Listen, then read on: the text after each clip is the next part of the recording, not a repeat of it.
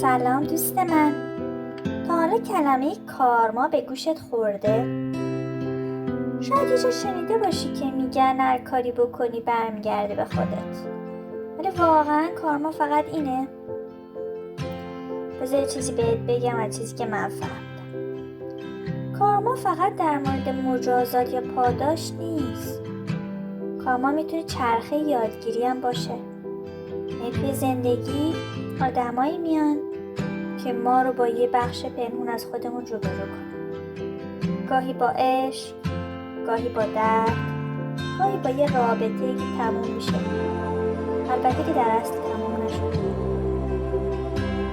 توی تجربه من کارما یعنی یه درسی که روحمون فراموش کرده و حالا توی این زندگی با یه اتفاق یا یه آدم دوباره باش روبرو میشیم. و اگه اون درس رو نگیریم کارما تکرار میشه، شاید با یه آدم دیگه، یه سناریوی دیگه، ولی دردش آشناست. حسش کردی تا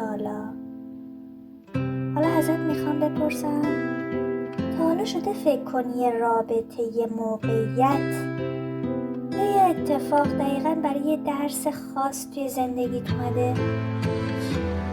چی از اون تجربه یاد گرفتی؟ آیا حس کردی که یه الگو مدام برات تکرار میشه؟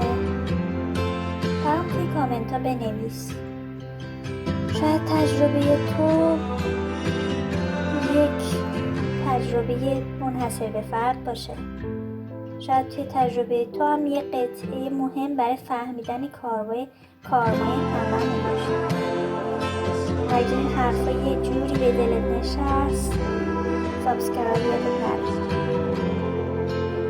بیا با هم یاد بگیریم و چرخه کارما رو